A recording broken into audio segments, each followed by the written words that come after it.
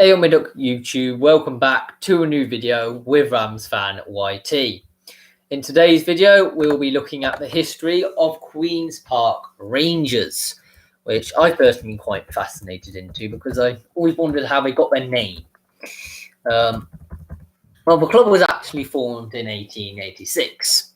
And the team then was known as St. Jude's, which was actually formed in 1884, and they merged with Christchurch Rangers, which were formed in 1882. The resulting team was called Queen's Park Rangers, and their official formation date is considered to be 1882, which is the original founding date of Christchurch Rangers. The club's name came, in fact, from the fact that most of the players came from the Queen's Park area of northwest London. St. Jude's Institute on Ilbert Street is still in use as a community hall, and in July 2011, club icon Stan Bowles unveiled a plaque celebrating its place in history. QPR became a professional team in 1889. And the club were elected into the Southern Football League in 1899. They first won the Southern Football League in 1907-08 as Southern League champions that year. They played in the first ever Charity Shield match against the Football League champions Manchester United. The club lost 4-0 in a replay after the first game had finished 1-1. Both games were played at Stamford Bridge. And QPR was Southern League champions for a second time in 1911 to 1912. The club joined the Football League in 1920, when the third division was formed, mainly from the Southern League clubs. When the third division was split into North and the South the following season, QPR, like most of the former Southern League clubs that had joined the Football League to form a third division, were in the third division South. QPR played their home games in nearly 20 different stadia. This is actually a league record, before they permanently settled at Loftus Road in 1917. Although the team would briefly attempt to attract larger crowds by playing at the White City Stadium for two short spells, from 1931 to 1933 and the 1962-63 season. The club were promoted as champions of the Division 3 South in the 1947-48 season. Dave Mangnell was the manager as the club participated in 4 seasons of the second division, eventually being relegated in 1951-52. Tony Ingham was signed from Leeds United and went on to make the most ever league appearances for QPR of 519. Arguably the club's greatest ever manager, Alex Stock, arrived prior to the start of the 1959-60 season. The 1960-61 season saw QPR achieve their biggest win to date, which was a 9-2 victory over Tranmere Rovers in a Division 3 match. In time, Stock, together with Jim Gregory, who arrived as chairman in the mid-1960s, helped to achieve a total transformation of the club and its surroundings. In 1966-67, QPR won the Division 3 Championship and became the first third division club to win the League Cup on Saturday of the 4th of March 1967, beating West Bromwich Albion 3-2, coming back from a 2-goal deficit. It is also still the only major honour that QPR have won. It was also the first League Cup final to be held at Wembley Stadium. After winning promotion in 1968 to the top flight for the first time in their history, Rangers were relegated after just 1 season and spent the next 4 years in Division 2. Perry Venables joined from Spurs at the beginning of the 1969-70 season, and Rodney Marsh was sold to Manchester City. During this time, new QPR heroes emerged, including Phil Parkes, Don Givens, Dave Thomas, and Stan Bowles. These new signings were in addition to homegrown talent such as Dave Clement, Ian Gillard, Mick Leach, and Jerry Francis. In 1974, Dave Sexton joined as manager, and in 1975-76 led QPR to the runners-up spot in the First Division, missing out on the championship by 1 point, with a squad containing 7 England internationals and internationals from the home nations in general. After completing their 42-game season, QPR sat at the top of the league, 1 point ahead of Liverpool, who went on to defeat Wolverhampton Wanderers to clinch the title. Wolves were relegated to the second division that same season. The late 1970s also saw some cup success, with Rangers reaching the semi-finals of the League Cup, and in their first entry into European football, reached the quarter-finals of the UEFA Cup, losing to AEK Athens on penalties. Following Sexton's departure in 1977, the club eventually slipped into the second division in 1979. In 1980, Terry Venables took over as manager, and in 1981, the club installed an artificial turf pitch. In 1982, QPR, still playing in the second division, reached the FA Cup final for the only time in the club's history, facing holders Tottenham Hotspur, and Tottenham won 1-0 in a replay. The following season, QPR went to win the second division championship and returned to the English football's top division. After a respectable 5th place finish and UEFA Cup qualification the following year, Venables departed to become manager of Barcelona. In 1988, the club had a new chairman, 24-year-old Richard Thompson. Over the next 7 years, various managers came and went from Loftus Road, and the club spent many seasons finishing mid-table, but ultimately avoided relegation for all of them seasons.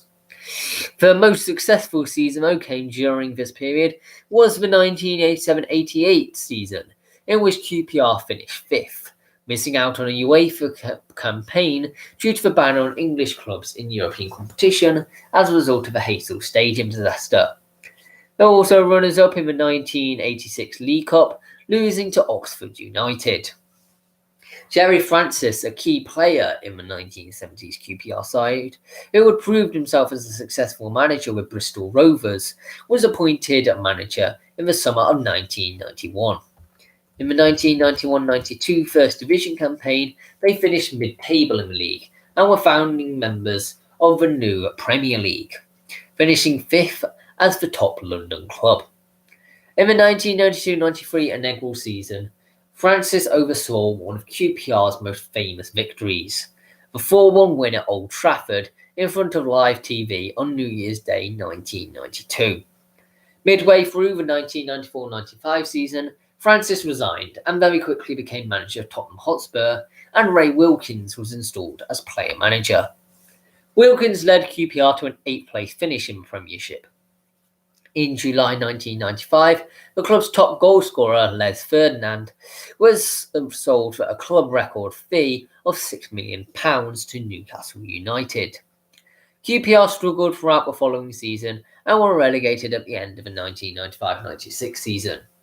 QPR then competed in the First Division until 2001 under a succession of managers. Gerry Francis returned in 1998. However, the 2000-2001 season proved to be a disaster, and Francis resigned in early 2001. Charismatic former player Ian Holloway became manager, but was unable to stop Rangers from being relegated to England's 3rd tier for the first time for more than 30 years. Following the 2003-04 season, QPR returned to the Division 1 and struggled for consistent form over the next 2 campaigns before Holloway was suspended amidst rumours of his impending departure for Leicester City. A poor series of results and lack of progress at the club saw Holloway's successors, Gary Waddock and later John Gregory, both former players, fail to hold on to the manager's job. During this same period, QPR became embroiled in financial and boardroom controversy. Although the club had floated on the alternative investment market in 1991, in 2001 it entered administration, or receivership. A period of financial hardship then ensued, and the club left administration after receiving a £10 million high-interest emergency loan, which continued to burden the club.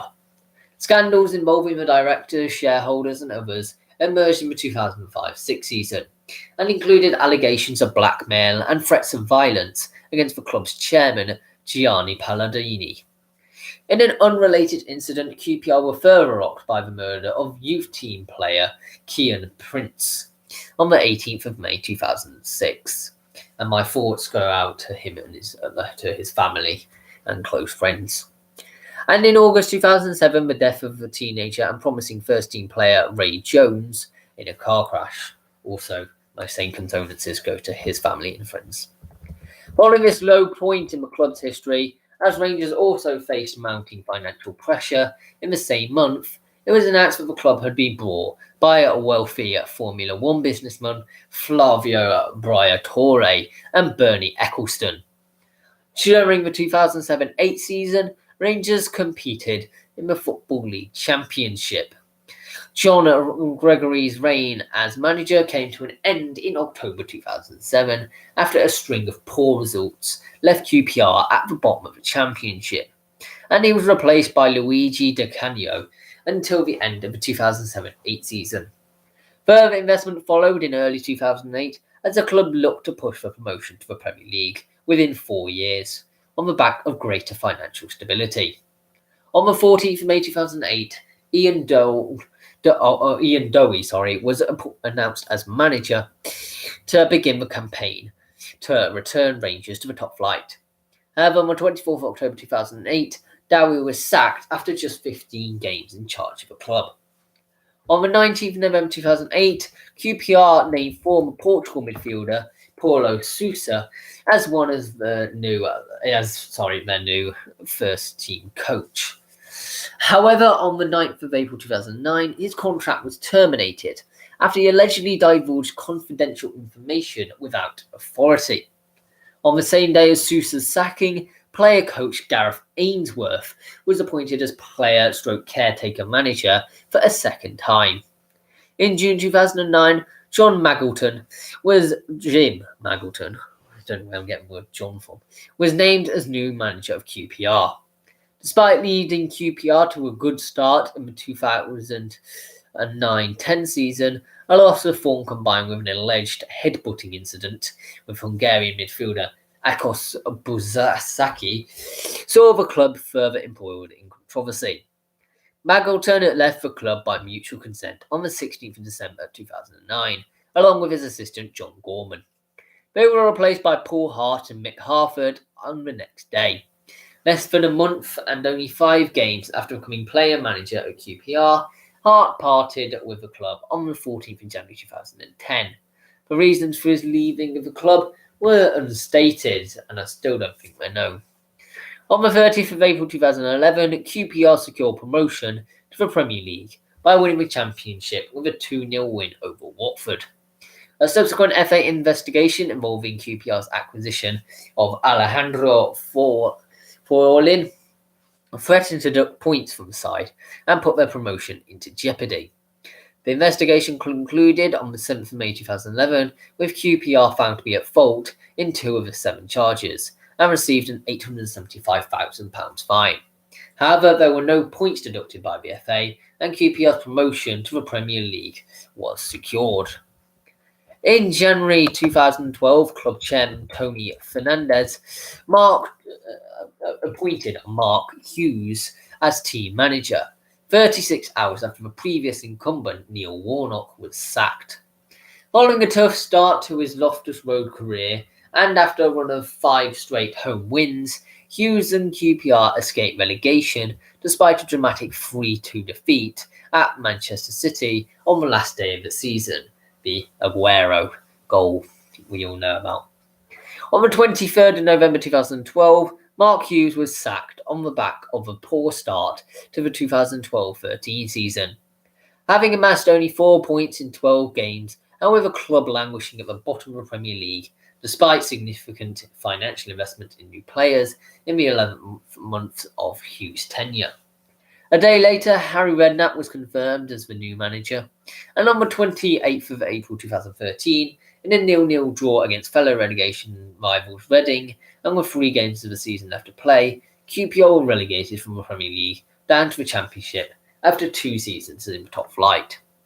During the 2013-14 season, QPR finished 4th in the Championship and qualified for the playoffs, where they defeated Wigan Athletic in the semi-finals And in the final against favourites Derby County on the 24th of May 2014, QPR won 1-0, unfortunately. I mean, even the manager said that they didn't deserve to win that. But the goal was scored by Bobby Zamora, thanks to a key error, in the 90th minute, led them to return to the Premier League. Following promotion to the Premier League, QPR endured a difficult 2014-15 campaign. Harry Redknapp resigned in February after poor results and mutual frustration with the board. He was replaced by Chris Ramsey, and the club finished the season in last place, amassing only 30 points, and were relegated back to the Championship after only one season. After a poor start to the following season, Ramsey was sacked in November 2015, and former manager Neil Warnock returned to the hot seat in interim charge. On the 4th of December 2015, Jimmy Floyd Hasselbank was appointed the club's new manager on a rolling contract. Hasselbank was sacked on the 5th of November 2016, just 11 months after being in charge. Then 6 days later, QPR reappointed Ian Holloway, who was in charge 10 years previously. Holloway left the club at the end of the 2017-18 season. On the 17th of May 2018, QPR appointed former England manager Steve McClaren as manager. Also, the fact that he was the manager who was actually defeated in Derby County when they went up to the Premier League. Despite a promising first half of the season, in which the team sat as high as 8th by Christmas, results quickly tailed off following the turn of the year, and McClaren was sacked in April 2019 after a 2-1 loss to Bolton. On the 8th of May 2019, Mark Warburton was appointed as McClaren's successor on a 2-year deal. So thank you all very much for watching, and I hope you very much enjoyed that video. Please subscribe if you are new around here. That would be hugely appreciated. I appreciate all the support coming to the channel recently. Thank you very much. If you want to watch some more videos, there's plenty more coming up. The National League predictions are coming up on Sunday, and a history of Reading Football Club will be next Thursday. But for now, it's goodbye.